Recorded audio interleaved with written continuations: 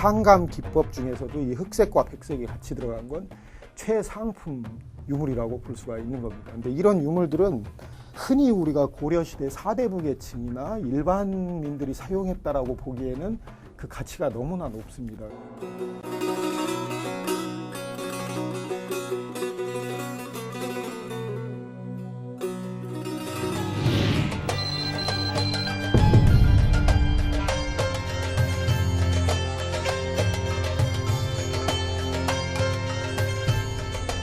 바다를 통해 세계로 진출했던 유럽인들처럼 우리 민족도 해양을 통해 경제와 문화의 번영을 도모했습니다. 그런 우리의 해양 역사의 중심에 고군산 군도가 있었습니다.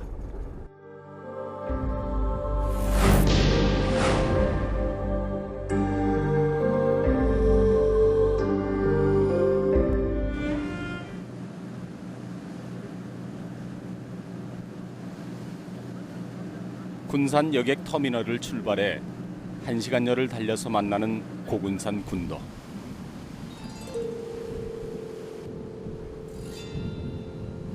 군산에서 남서쪽으로 50km. 63개의 섬이 오밀조밀 물이 지어 있는 이곳에 어떤 비밀이 숨겨져 있는 걸까요?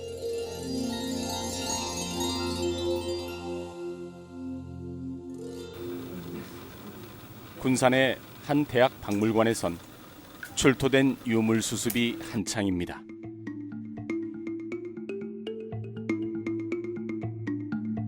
이곳에 고군산 군도에서 발견된 유물들이 잘 보관돼 있는데요.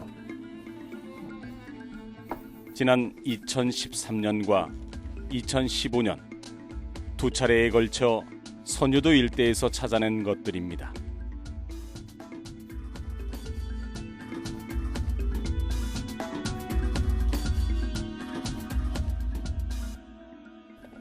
이게 지금 청자 양각 도철문 향로편. 이게 어떻게 보면 선유도 요 망주봉 고려시대 유적지에서 나온 유물 중에 가장 핵심이 되는 유물입니다. 굉장히 작지만 이게 완형으로 있으면 이게 원형, 원통형의 향로의 한 조각이거든요. 근데 이런 문양, 이런 도철문이랄지 이런 문양대가 들어간 향로는 고려 수도 개경 거기에서밖에 나오질 않았고요. 그 다음에 발굴품으로는 거의 우리나라에서 처음 확인되는, 그러니까 이제 개경 이외에 지방에서는 처음 확인되는 유물입니다. 도철은 재물과 음식을 몹시 탐낸다는 상상의 동물입니다. 깨져가지고 지금 남아있는 거기 때문에 그 가치, 학술적 가치로 따지자고 한다면 완형이나 이 편이나 큰 차이가 없다라는 거죠. 같은 가치를 지니고 있지만 다만 이제 유물적인 가치에서 이게 깨졌기 때문에 뭐 일반 사람들이 보기에는 뭐 깨진 이 편조각으로 볼 수 있겠지만 여기에 지니고 있는 학술적인 가치는 매우 높았다, 이렇게 얘기를 할 수가 있는 겁니다.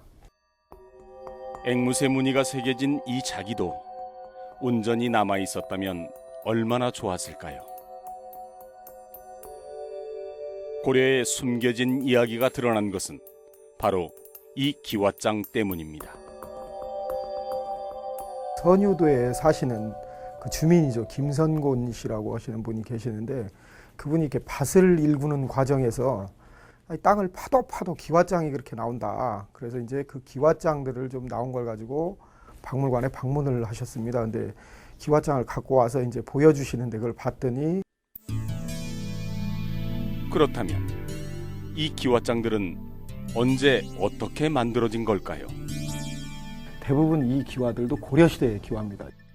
삼국시대 기와 같은 경우는 중앙에서 일괄적으로 관리를 합니다. 그러니까 기와 자체가 거의 똑같다. 거의 똑같은 형태의 모양들이 보이지만 이 고려시대 때는 이 기와 자체를 만드는 사람들이 지방으로도 많이 퍼져 있고 그러다 보니까 이 문양대들이 상당히 복합적인 형상을 많이 띠고요. 망주봉 일대 당시에 고려시대 때 굉장히 많은 건물들이 있었을 겁니다. 근데 그 건물들이 파손이 되면서 그 위에 얹어져 있던 기와들이 지금 지표상에 이렇게 널려 있는 겁니다. 근데 이런 기와들은 사실 지금 망주봉 일대에 가면 그냥 뭐 주술 수 있을 정도로 상당히 많이 산재가 돼 있는 상태예요. 그만큼 이제 건물 규모들이 좀 컸다, 이렇게 얘기를 할 수가 있는 겁니다. 고군산 군도에 빛나는 별처럼 우뚝 솟은 망주봉. 이 일대가 오늘 이야기할 비밀스런 장소입니다. 청자나 뭐 톡이나 기와나 이런 게 그냥 뭐 발에 채일 정도. 모르는 사람이 봤다면 대수롭지 않게 여겼을 이 조각들은 무엇을 말하고 있는 걸까요? 저희가 2013년도에 시굴 조사를 했던 데가 이 부분이에요. 그러니까 트렌치만 조그만 구덩이들만 넣어서 조금 조사를 했는데 그때 당시에 이제 확인됐던 게 건물지 기초부들, 그러니까 담장 무너진 시설 또는 이제 기둥 세웠던 적힘 시설, 그리고 이제 배수로 관련 시설 이런 것들이 좀 일부 확인이 됐죠. 그래서 이쪽은 이제 전면적으로 발굴 조사를 하게 되면 그 당시에 있었던 건물 규모랄까 또는 이제 건물 동수 이런 것들을 확인할 수 있는 굉장히 좋은 유적인 것 같습니다. 지금은 수풀이 무성한 이곳에 있었을 것으로 추정되는 건물은 무엇이었을까요? 그 궁금증을 풀어줄 수 있는 단서는 바로 이 책, 선화봉사 고려 도경입니다. 당시 송나라 왕 휘종의 명을 받은 사절단이 지금의 영파를 출발해 백길로 고려의 수도 개경을 방문하고 돌아간 80여일의 기록을 담았습니다. 서금이 쓴 고려 도경에 나오는 고려 때 이제 국가 주요 시설들 선유도에 있었다라고 하는 것들, 그게 이제 그 동안에는 문헌사 쪽에서 연구가 되다 보니까 선유도에 있었다 또는 군산도에 있었다 정도만 밝혀졌었지 그 위치가 어디다 라고 정확하게 알려진 것들은 없었습니다. 사실 언급한 경우도 별로 없고요. 당시 송나라 사절단이 기록한 군산도, 즉 고군산 군도의 모습은 어땠을까요? 군산정은 바닷가에 있고 뒤로 두 봉우리에 의지하였는데 그 두 봉우리는 나란히 우뚝 서 있어 절벽을 이루고 수백 길이나 치솟아 있다. 문 밖에는 관아 10여 칸이 있고 서쪽 가까운 작은 산 위에는 오룡묘와 자복사가 있다. 또 서쪽에 숭산행궁이 있고 좌우 전후에는 민가 10여 호가 있다. 당시 그 선유도 망주봉 주변에는 왕이 임시 거처인 숭산행궁을 비롯해서 국가 차원의 영접 행사가 열렸던 군산정, 그리고 해양 제사를 모시던 오룡묘, 그리고 사찰인 자복사, 관아인 객관 등 수많은 그 건물이 망주봉 주변에 빼곡히 자리하고 있었던 걸로 기록이 되어 있습니다. 기록에 따르면 선유도 망주봉 아래 전망이 가장 좋은 곳에 군산정이라는 대형 정자가, 바로 옆 서쪽 양지 바른 곳에는 왕의 별궁인 숭산행궁이, 동쪽 끝 산자락 아래 바다가 잘 보이는 곳엔 해신에게 제사를 지내던 오룡묘가 있었습니다.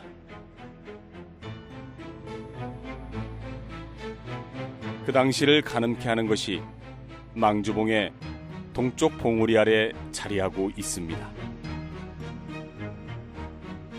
저쪽 돌 밑에 지금 물이 졸졸졸졸졸졸 새 나오고 있죠.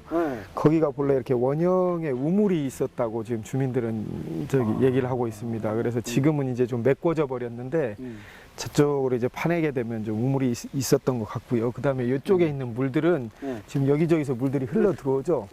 이게 지금 바닷물이 아니고 이거는 일반 담수입니다. 식생활 용도로 사용이 가능할 정도로. 그래서 아마 요 일대에 우물이 있었다라는 건 상당히 조금 흥미로운 얘기인 것 같고, 어쨌든 요 숭산행궁이나 군산정에 많은 어떤 건물이나 사람이 살았다라고 한다면 그 식수를 해결해 줄 수 있는 그런 우물이 이쪽에 아마 있었던 걸로.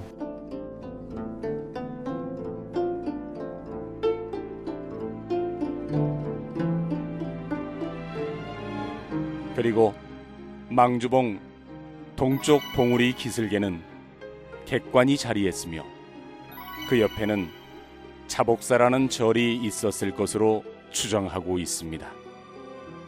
저 뒤쪽 배경이 망주봉, 동봉의 예. 절벽 부분이거든요. 저 가운데 보시면 이렇게 푸른색으로 초록색 부분으로 이렇게 좀 예. 떨어져 있죠. 예, 이끼가 져 예. 있는데 예. 저기가 비가 많이 오게 되면 물이 폭포수처럼 쭉쭉 아, 떨어지는 그래요? 거예요. 그래서 저기가 선유 8경 중에 하나로 선유 8경 예, 중에? 예. 지금 굉장히 유명해져 있는데 지금 요 위쪽에 보시면 단이 이렇게 좀 보이실 겁니다. 네. 요 지역이 그 선화봉사 고려도경에 나오는 이 객관터가 아닐까 이렇게 지금 추정을 하고 있고요. 그다음에 저쪽에 지금 소나무들이 이렇게 있는 데가 있는데요. 저쪽에? 예.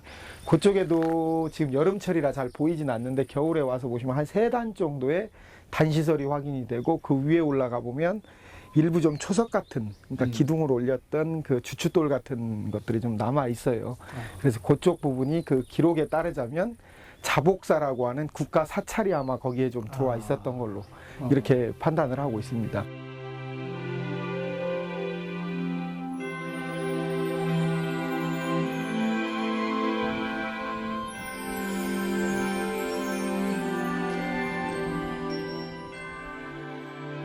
저는 지금 선유도 선착장에 와 있습니다. 900여 년 전 고려시대 당대 가장 유력하고 영향력 있는 정치가이면서 당대 최고의 문장가였던 분이 이곳을 방문하게 됩니다. 삼국사기로 유명한 그 이름 김부식입니다.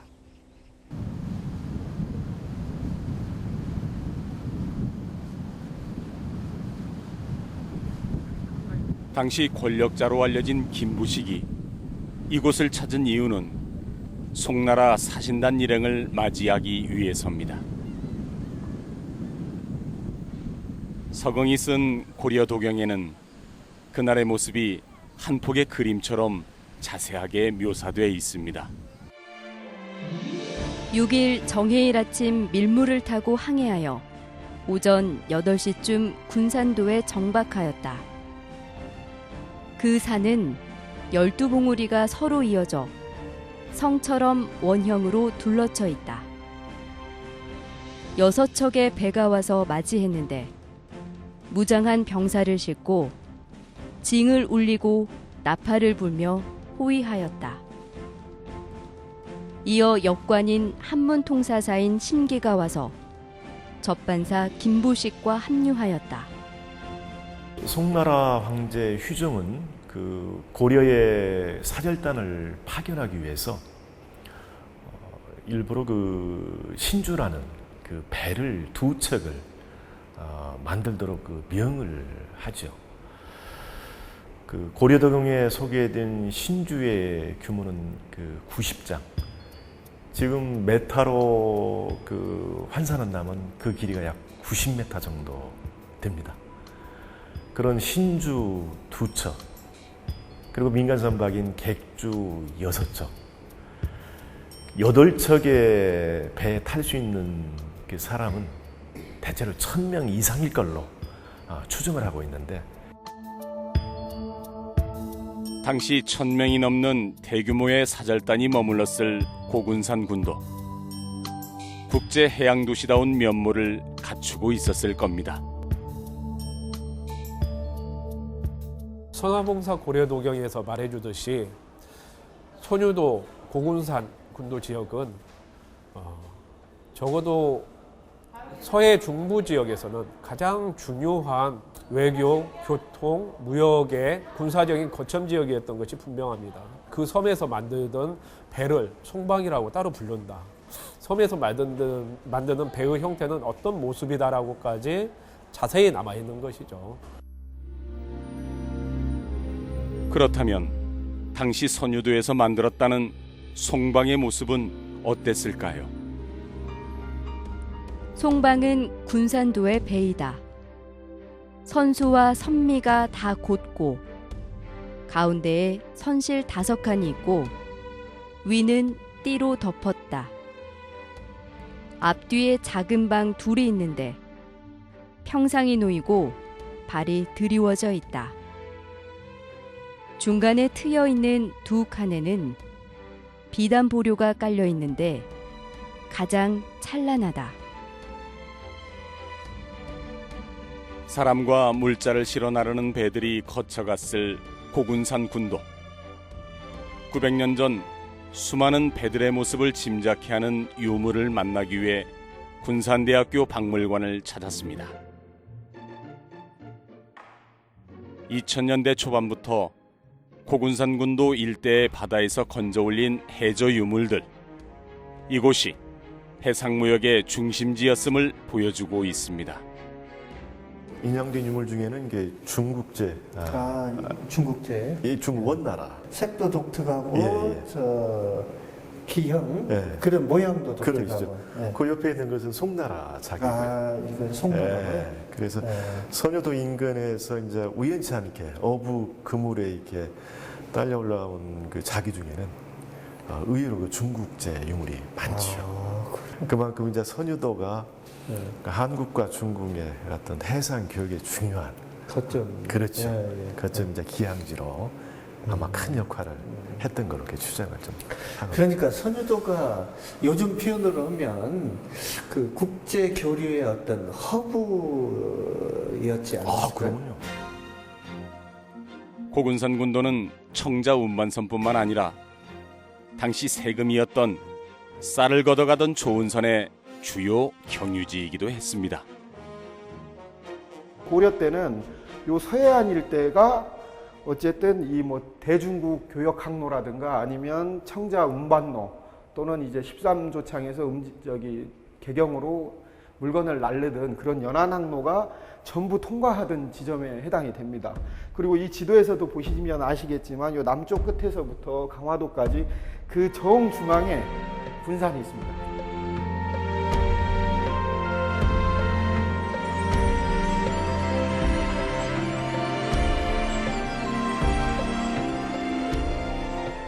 선화봉사 고려도경에 따르면 송나라 사신들이 환송식을 마치고 고국으로 돌아가는 길에 폭풍우를 만나 다시 이곳 선유도에 돌아오게 됩니다. 폭풍우에 발이 묶인 송나라 사신들은 군산도에서 무려 20일가량을 머물렀습니다. 흑산도까지 내려갔는데 예기치 않게도 흑산도 앞에서 태풍을 다시 만나게 되죠.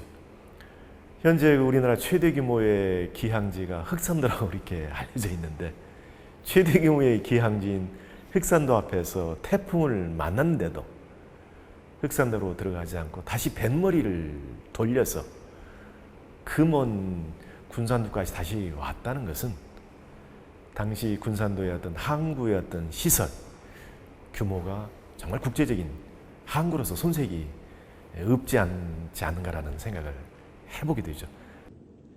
선유도가 뱃사람들의 피난처였다는 사실은 조선시대 국가에서 발행한 인문지리서인 신증동국여지승남에도 잘 나와 있습니다. 군산도는 현해 서쪽 바다 가운데 있는데 둘레가 60리다. 벼랑에 배를 감출 만한 곳이 있어서 모든 조언하는 자는 여기에서 순풍을 기다린다.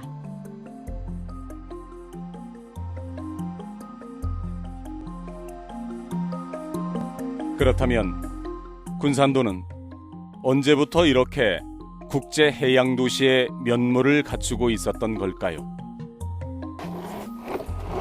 지금 이런 유물들은 이 청자 중에서 우리나라로 들어오는 가장 빠른 시기의 청자입니다. 그러니까 초기 청자인데 요 유입 시기에 대해서는 지금 뭐 고려 초로 많이 보고 있는데 최근에 이제 진안군에 있는 도통 유적이 조사가 되면서 후백제일 가능성이 상당히 높아졌습니다. 그래서 이런 유물들이 있는 걸로 봐서는 어쨌든 요 선유도 일대 고려 유적들이 고려 시대뿐만 아니고 그 이전에 이미 후백제가 기틀을 좀 다져놓고 그 이후에 고려가 들어오면서 하여튼 최대의 번성기를 누렸을 걸로 이렇게 생각을 하고 있습니다. 그 다음에 이 유물은 이게 지금 우리나라 유물이 아니고요. 원나라 그 톡입니다.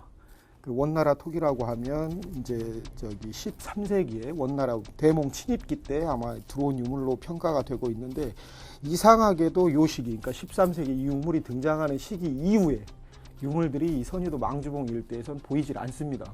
그런 걸로 보면 요 망주봉 일대에 고려시대 유적지들은 요 원나라 침입기로 해서 일단은 위축이 되고 거의 이제 폐허가 되지 않았나 이렇게 생각을 하고 있습니다. 나의 죽음을 적에게 알리지 마라. 이순신 장군은 난중일기에도 이곳 고군산도가 나옵니다. 장군은 당시 영화에서 보셨듯이 명량해전에서 대승을 거둔 뒤에 이곳 선유도를 찾게 됩니다.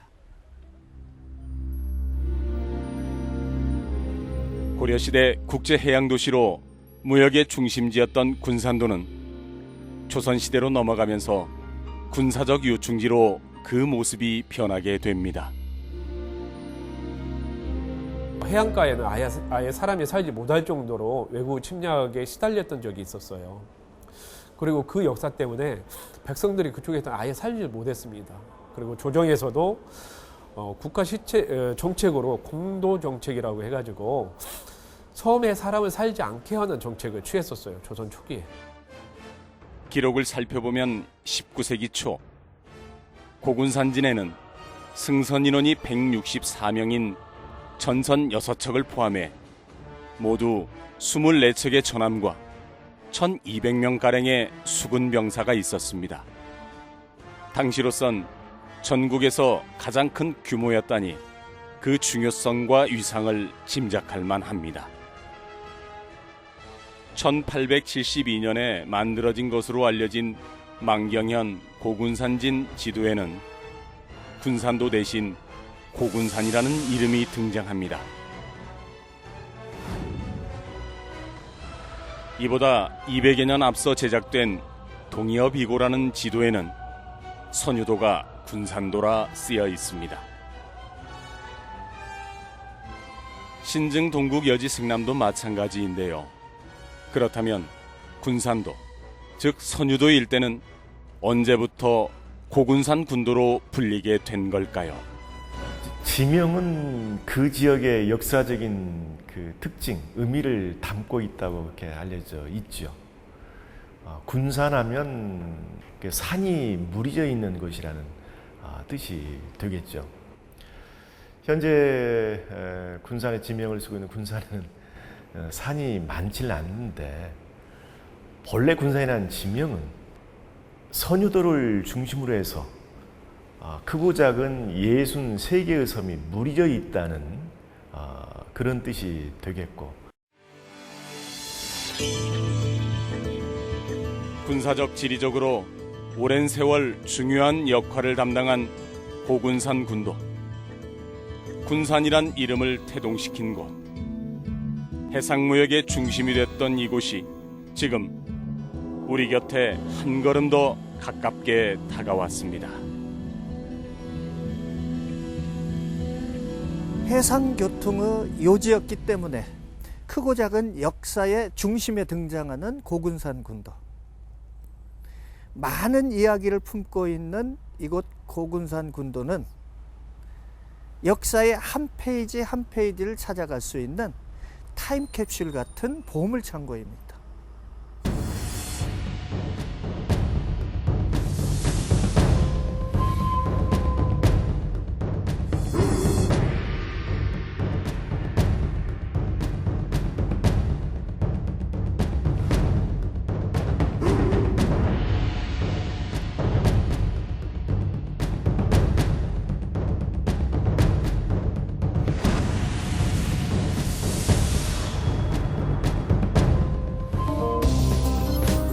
지금 여기가 청자나 톡이나 기와 편들이 뭐 그냥 이렇게 금방 한 주먹을 주울 수 있잖아요.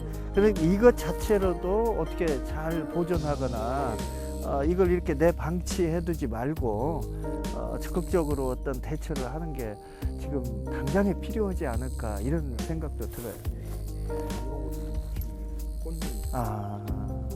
상당히 이건 양각으로. 그러니까요.